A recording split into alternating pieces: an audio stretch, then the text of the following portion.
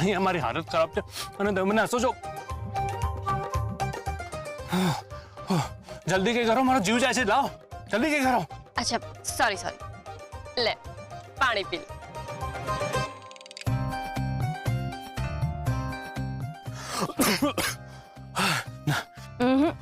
એનાથી કઈ નહીં થાય.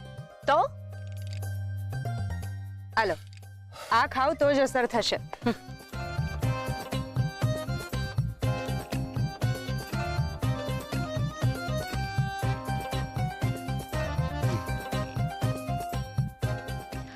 હવે ઠીક છે તને? હા હવે સારું છે મને. હજી એક રોટલો આપું? ના ના ના, તે કીધું ને એમાં જ મારું પેટ ભરાઈ ગયું.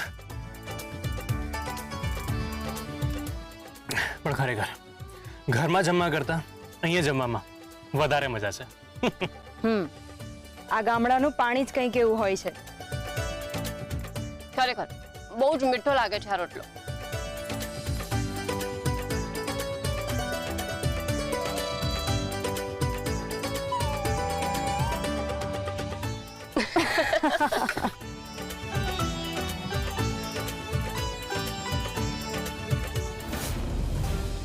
શું થયું? મમ્મી, મને ડર લાગી રહ્યો છે કે આપણે આટલા વર્ષો સુધી જે પરિવારના સપના જોયા શું ખોટા સાબિત થઈ જશે? કઈ નહીં થાય બેટા. તો બધા કહે છે ને કે સાબિત કર. મને એ નથી સમજાતું કે હું શું સાબિત કરું. મારા પપ્પા મારા છે, મારે એ સાબિત કરવાનું. બેટા મારા લગ્ન જીવનના 30 વર્ષ સાવ વ્યર્થ અને ખોટા નીકળ્યા. મારું આખું લગ્ન જીવન જે વ્યક્તિ સાથે મેં આટલા વર્ષો કાઢ્યા એ બધું જ ભ્રમ નીકળ્યું.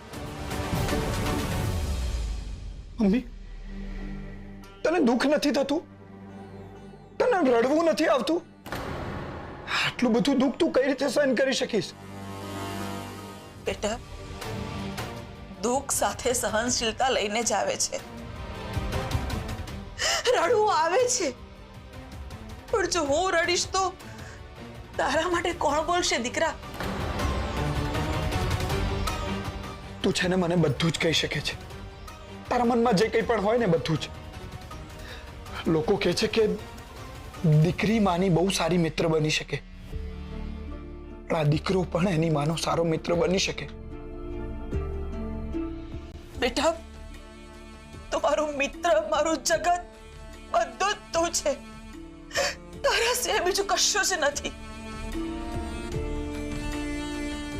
બેટા દુઃખ તો ત્યારે થાય છે કે એક સ્ત્રી પોતાના બાળક અને પરિવારમાં જ પોતાની દુનિયા જોવે છે, પણ જ્યારે એના ગાલ ઉપર તમાચો વાગે છે ને એની આંખ ખુલે છે ને ત્યારે એને સમજાય છે કે એનું આખું જીવન ભ્રમ છે. એના લગ્ન જીવનમાં કરેલી સેવા, સમર્પણ, પ્રેમ, સંબંધ બધું જ ભ્રમ છે. પણ માં, હું તો તારા જીવનનું સત્ય છું ને. એટલે જ તો બેટા આટલું અપમાન સહન કર્યા પછી પણ હું અહીંયા જ છું.